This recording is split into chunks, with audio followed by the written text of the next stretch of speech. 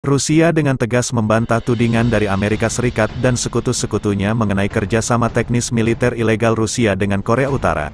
Korut, kata juru bicara Kementerian Luar Negeri Rusia Maria Zakharova. Jumat, 26/1, Zakharova mengatakan dalam konferensi pers di Moskow bahwa AS mengarang cerita tentang kerjasama militer Rusia. Korut agar Korea Selatan, Korsel, berada di pihak AS menyangkut perang Rusia melawan Ukraina. Zakharova mencatat bahwa pejabat militer Korsel mulai berbicara tentang bantuan militer bagi Ukraina sesaat setelah rumor mengenai kerjasama antara Moskow dan Pyongyang muncul.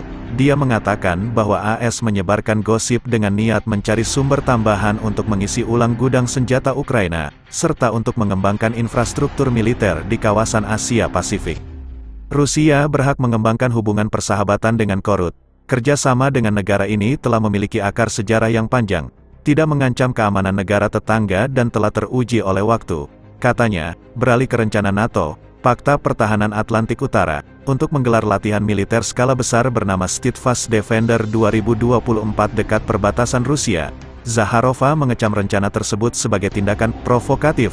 Langkah ini sengaja ditujukan untuk memperburuk situasi dan meningkatkan risiko insiden militer dan, sebagai akibatnya, dapat menimbulkan konsekuensi yang tragis bagi Eropa, katanya, memperingatkan, selama berbulan-bulan, kelompok pasukan yang terdiri dari 90.000 personel dari 31 negara-negara anggota NATO dan Swedia akan berada di dekat perbatasan Rusia di wilayah mulai dari Norwegia hingga Rumania, kata Zakharova. Rusia tidak memiliki rencana untuk menyerang negara-negara NATO, ujarnya. Zakharova juga mengkritik masuknya Swedia ke NATO, yang mungkin akan segera terjadi, dan mengatakan langkah itu akan menimbulkan efek yang sangat negatif terhadap stabilitas di Eropa Utara dan wilayah Baltik, meninggalkan kebijakan non-blok militer yang sudah lama ada dan bergabung dengan blok yang terang-terangan memusuhi Rusia sepertinya tidak akan memperkuat rasa aman di kalangan rakyat biasa Swedia, katanya.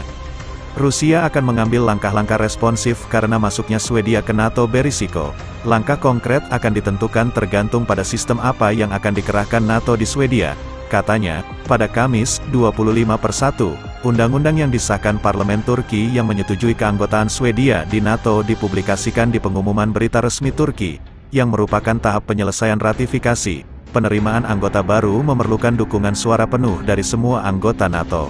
Hongaria saat ini menjadi satu-satunya negara anggota yang belum meratifikasi aksesi Swedia.